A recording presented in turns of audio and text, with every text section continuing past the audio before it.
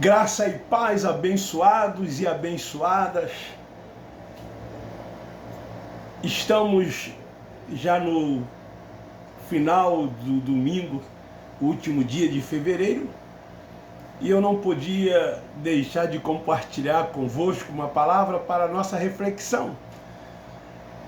Antes de ler o texto bíblico, eu quero pedir a vocês que me ajudem a divulgar o meu canal, a compartilhar, que se inscreva e peça para outras pessoas também se inscreverem. Como eu sempre digo, o meu intuito é que este Evangelho da Graça de Deus alcance mais pessoas, para que elas possam se libertar desses fardos pesados, desse jugo que o sistema religioso impõe sobre os seus ombros, que atam sobre a vida dessas pessoas.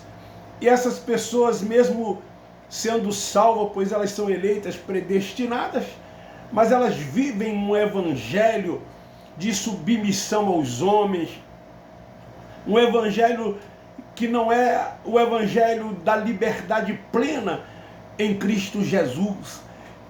Parece que elas ainda não foram libertas. E elas precisam entender e compreender que há somente um evangelho, o evangelho da graça de Deus. E esse evangelho foi ensinado e pregado pelo apóstolo São Paulo, o apóstolo dos gentios. E esse evangelho chegou até a nós, para que nós vivêssemos firmes na liberdade com que Cristo nos libertou. E então eu quero compartilhar a leitura da Epístola aos Gálatas, no capítulo 2, versículo 20, que diz assim: estou crucificado com Cristo e já não vivo, mas Cristo vive em mim. A vida que agora vivo na carne, vivo na fé do Filho de Deus, que me amou e a si mesmo se entregou por mim. Não anulo a graça de Deus, pois se a justiça provém da lei, segue-se que Cristo morreu em vão. Eu quero dar um tema ao que li. O que é viver a graça de Deus? Queridos, viver na graça é encontrar Deus e gozar intensamente de sua companhia, em tudo e em todo o tempo. Viver na graça de Deus é estarmos focados 24 horas por dia nas coisas do alto, nas coisas de cima. É a gente entender e compreender que nós estamos aqui, mas nós não somos daqui. É entender e compreender que nós somos cidadãos dos céus e que nós já estamos assentados com Ele nas regiões celestiais. É entender e compreender que nós temos um tempo determinado por Ele aqui nesta terra, que um dia o nosso espírito foi revestido de carne e que essa carne voltará ao pó da terra e o nosso espírito, num corpo glorioso, voltará para Deus e assim estaremos para sempre com Ele. É entender, é compreender que nós não temos que fazer nada, nem tampouco deixar de fazer, para que possamos viver essa tão intensa e plena graça de Deus.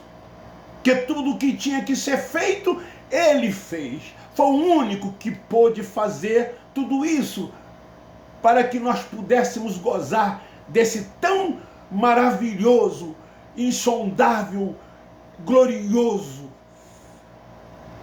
Oh, que graça maravilhosa é essa graça de Jesus. Oh, que gloriosa graça é a graça que Ele nos deu, que Ele nos concedeu. Quando nós entendemos e compreendemos a graça de Deus, nada nos atinge, nada nos afeta, porque nós não estamos voltados para as coisas desta vida. Eu sei que é difícil falar, mas até mesmo nas enfermidades, até mesmo nos problemas que nos cercam e que nos rodeiam, nós não deixamos sermos atingidos, porque vivemos a graça de Deus e sabemos que a sua graça nos é suficiente, que a graça de Deus nos basta. Foi isso que ele disse a Paulo, quando Paulo por 3 vezes orou ao Senhor por um espinho na carne que ele tinha. Talvez Paulo estava se sentindo incomodado com aquilo. Paulo que sofreu naufrágios de rio, quarentenas de açoite, que foi perseguido, que passou fome, que passou frio, por causa do Evangelho de Cristo Jesus. Mas a resposta de Deus para Paulo foi esta: Paulo, a minha graça te basta. Por isso que nós, no Evangelho da Graça de Deus, nós não fazemos essas orações de petições que se faz no sistema religioso. Nós fazemos confissões com súplicas de ações de graça, porque nós entendemos e compreendemos que tudo que tinha que ser feito, ele fez. Todas as suas promessas, ele já nos deram. Ele já nos deu, e assim então nós tomamos posse de todas as promessas. Por isso que no Evangelho da Graça de Deus, nós não dizemos Deus te abençoe, nós dizemos tu já és um abençoado. No Evangelho da Graça de Deus, nós não dizemos Deus te protege, nós falamos você já é um protegido, você é guardado por Ele, tudo você pode naquele que te fortalece. No Evangelho da Graça de Deus, nós sabemos que a graça é o sabor da presença divina. Por isso que tudo isto que eu acabei de dizer, nós vivemos no Evangelho da Graça de Deus, o sabor da presença divina. Ele é presente em nós 24 horas por dia, ele não se afasta de nós, ele faz com que nós venhamos reinar em graça, triunfar em graça. Nós andamos por fé e não por vista. Nós não ficamos nas expectativas disso ou daquilo, porque sabemos que tudo ele já fez por nós. É perceber e viver intensamente a presença de Deus a todo momento, em tudo, especialmente nas pequenas coisas. Isso é viver a graça de Deus. Queridos, a graça de Deus não pode ser confundida com beatice, ou seja, com devoção exagerada. É isso que nós vemos dentro dos chamados templos, dentro das instituições religiosas, devoções exageradas, fingida, perdendo-se em excessivas manifestações formais ou supersticiosas, como vemos na maioria das instituições religiosas, nos chamados templos evangélicos. São competitividade, são pessoas querendo aparecer mais do que a outra, são pessoas querendo estar em evidência, disputar quem canta mais, quem louva melhor, quem prega mais, quem ensina melhor, querem estarem sempre em posições de destaques, fazendo uma porção de coisas para que possam alcançar dentro da hierarquia graus e assim sendo promovido periodicamente pelos seus dízimos que dão, pelas suas ofertas, pelas suas presenças nas reuniões e enfim, muitas outras coisas que eles precisam fazerem para adquirir o tão sonhado ministério. Na graça, as pessoas não vivem fora da realidade. Elas vivem sintonizadas às ondas divinas e saboreando plenamente a manifestação do divino nas nossas vidas, sentindo-se impulsionadas ao compromisso sério e ao engajamento que se tem com Deus. Na graça nós temos um compromisso com Ele, na graça nós temos um engajamento nele. Por isso que no Evangelho da Graça de Deus, nós não vivemos na tal libertinagem que eles dizem que nós vivemos, porque nós falamos do Evangelho de liberdade, do Evangelho da Graça de Deus. Nós temos a mente de Cristo. Nós não pensamos nas coisas daqui desta vida, nós mortificamos a carne, porque sabemos que ela é o nosso diabo, e então nós não procuramos fazer a vontade da carne, nós procuramos estar focados 100% nele, vivendo plenamente para Ele. Na graça, estamos sempre ligados nele, em total solidariedade com os nossos irmãos. Nós amamos os nossos irmãos, nós amamos o nosso próximo, principalmente os nossos irmãos mais pobres e excluídos pelo sistema religioso, enquanto na religião, Deus na prática não é o centro. Ele não é o centro lá dentro das instituições evangélicas. Deus não tem primazia nesses lugares. A primazia são dos homens, são das pessoas que lá frequentam. Eles tentam dividir a honra e a glória que pertence somente a Deus. Eles procuram ocupar os primeiros lugares, têm títulos, gostam de atenção e de serem reverenciados, de serem chamados de pastor, de bispo, de apóstolo, usam até o tratamento, né? Porque reverendo é um tratamento, mas eles fazem disso também um título e gostam de serem chamados de reverendo. É isso que eles querem. Eles estão preocupados com isso e não procuram crescer na graça e no conhecimento.